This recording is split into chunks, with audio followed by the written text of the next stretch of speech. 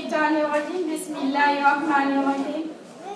Chères sœurs, chères mamans, honorables invités, je vous salue en la salutation des habitants du paradis, en la salutation de la rahma, de la taqwa, en la salutation de la sakine. Je vous salue en cette salutation qui transcende toute barrière linguistique. Vraiment, je suis émue, je suis très émue de voir toutes mes sœurs voilées comme il se doit. Je suis émue de voir mes sœurs venir ici écouter la parole d'Allah subhanahu wa ta'ala. Je suis plus qu'émue. Vraiment, il n'y a que ça. Oui, il n'y a que ça. Tout est vain, tout ce que nous faisons, les habits, l'argent, les boutiques, les magasins, tout ça est vain. Car nous allons un jour quitter ce monde, être dans une tombe où nos mères, nos pères, nos maris, nos enfants, tout le monde nous abandonnera à ton sort. Oui. Hamdan kathiran tayyiban mubarakan fi. Alhamdulillahi Rabbil Alamin. J'ai toujours l'habitude de commencer en faisant d'abord la salat sur le prophète, sallallahu alayhi wa sallam. J'ai vu la sœur dire en maintes fois Rasoul, sallallahu alayhi wa sallam, mais je n'ai entendu personne dire ici sallallahu alayhi wa sallam, mais c'est un respect lorsqu'on dit ou qu'on entend Rasoul de dire sallallahu alayhi wa sallam. Oui. On va faire la salat sur le prophète Muhammad sallallahu alayhi wa sallam. Allahumma salli wa sallim ala sayyidina Muhammad wa ala ali.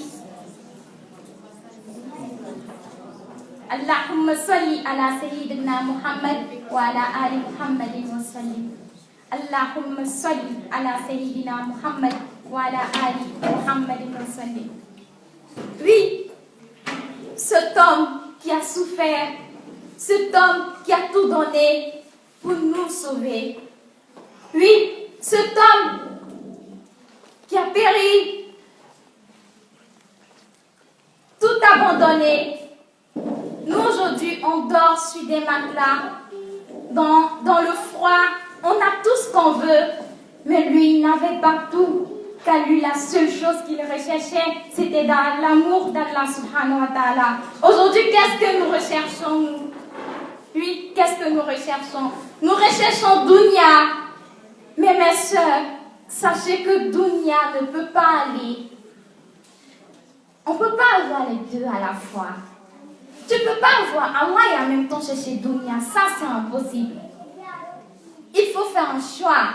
Je vois ici mes sœurs s'habiller, porter le pantalon, s'habiller en sexy, se plaquer. Tant qu'elle n'est pas bien plaquée pour elle, elle n'est pas très bien habillée. Tant qu'elle n'est pas maquillée, pour elle, elle n'est pas très bien habillée. Tant qu'elle n'est pas transparente, pour elle, elle n'est pas très bien habillée. Tu es un mari à la maison. Tu t'habilles, tu te maquilles pour aller montrer à d'autres hommes dehors. Et qu'est-ce que tu montres à ton mari, ma soeur? Qu'est-ce que tu montres à ton mari, ma soeur? Oui, qu'est-ce que tu montres à ton mari? Tu dis que d'autres hommes me cherchent. Tu fais l'adultère, ma soeur. Quand on dit l'adultère, c'est pas seulement d'aller coucher avec un homme. Excusez-moi du thème. Mais un homme te regarde, il regarde ce qu'il n'a pas le droit de regarder. Ça, c'est ta propriété privée. Personne n'a le droit de le voir, ma soeur. Oui. Personne n'a le droit de le voir. C'est tellement important. C'est tellement pur. Comment tu peux montrer ça à un autre homme? Comment tu peux lui donner ça, cette chance-là, cette occasion-là? Ça, c'est ton diamant.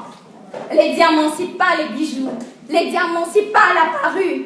Le diamant, c'est ça, ta chasteté.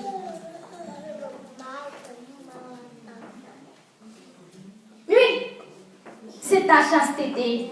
Ma soeur, un jour tu mourras. Mais qu'est-ce que tu as fait dans la vie? Tu veux qu'Allah il te donne? Tous les jours, j'ai des problèmes. Tous les jours, ça va pas. Tous les jours, je pleure. Mais qu'est-ce que toi tu donnes à Allah? Tu veux qu'Allah il te donne tous les jours? Qu'est-ce que toi tu as donné à Allah? Pour donner, il faut pour recevoir, il faut donner. Je pense que pour recevoir, il faut donner. Mais qu'est-ce que toi tu as donné à Allah? Il y en a qui ne prient même pas.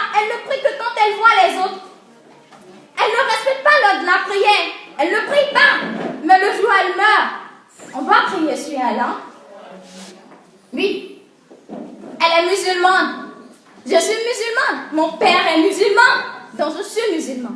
Ma mère est musulmane, donc je suis musulman. Tu n'es pas musulman, ma chérie.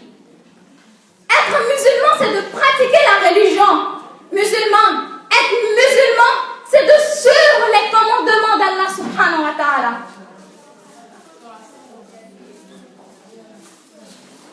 Oh Seigneur, qu'est-ce que nous cherchons quand nous savons que nous allons mourir un jour?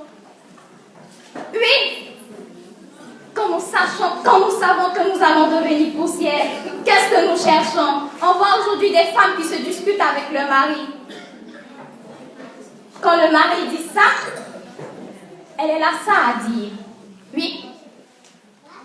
Quand le mari dit ça, elle est là ça à dire. Mais qu'est-ce que tu as à dire quand ton mari parle? Qu'est-ce que tu as à dire? Allah te dit que ton paradis se trouve en bas du pied de ton mari. Tant que tu ne le suis pas, tu n'auras pas le paradis. Mais c'est quoi pour toi le paradis?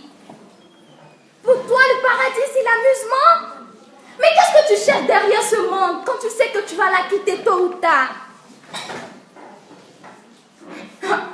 Est-ce que je sache, je n'ai jamais, en aucun cas entendu que quelqu'un est mort et revenir?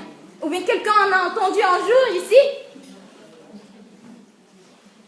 Mais dans quoi on te met? Dans la boue.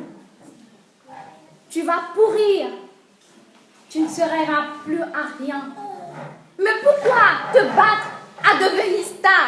Te battre à devenir la star? Bon, les gens ont l'habitude de dire comme ça, c'est leur truc, comment on appelle ça même? Comment on appelle ça? Fadéa, c'est ça non? C'est quoi Fadéa? Fadéa, tu vas montrer Fadéa à qui? Ma soeur, quand Allah, le Rasoul sallallahu alayhi wa sallam a dit, tant que tu n'aimes pas ce que tu aimes pour toi, pour ton prochain, tu n'es pas musulman. Et tu penses que tu es musulman parce que tu fais la concurrence avec ta soeur? Tu penses que tu es musulman lorsque tu veux toujours la voir dans la galère, lorsque tu veux toujours la voir dans les problèmes, tu veux tout le bonheur pour toi toute seule. Tu n'es pas musulman. On est musulman que lorsqu'on veut ce qu'on veut pour nous, pour les autres.